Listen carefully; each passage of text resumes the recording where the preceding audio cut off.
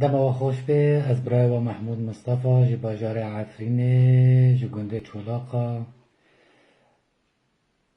ابو بیستال از جانه خال آلمانیا ده جیم لباجار برنه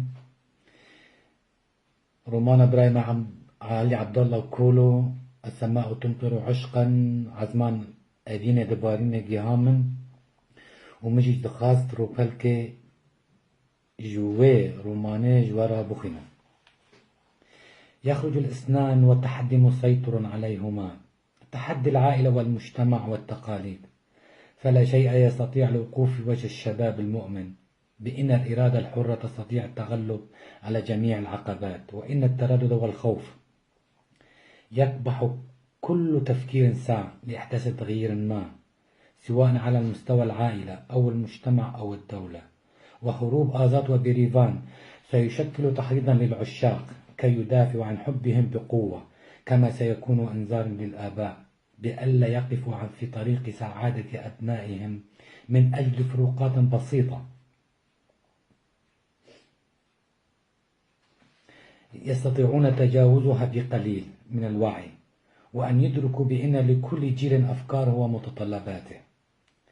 وما كان اعتياديا منذ بضعة عقود أصبح غير مقبولا في الوقت الحاضر فالأبناء أصبح يتناقشون مع آبائهم حول ما يطمحون إليه بدلا أن يخطط لهم الآباء مستقبلهم ويقرروا عوضا عنهم وهذا لا يعتبر خروجا عن الأدب وطاعة الوالدين فما يراه الوالد صحيحا وفي مصلحة ابنه ربما لا يراه الابن كذلك فإن كان الولد صورة عن والده والأخير صورة عن والده أيضا فلن يصيب المجتمعات أي تطور وسنرى الإنسان الحالي صورة عن ذلك الإنسان قبل قرون من الزمن ونبقى نمشي في دائرة نقطة البداية فيها لا تختلف عن نقطة النهاية سباجورا وأبهيديما وأز پیشنیادکم جحمو ایک دنگه مداره و رومانه بخونن رومان گلکی هجاية والثورة الموؤودة والسجين وسباج وحميارة وسباج بريز نفسكار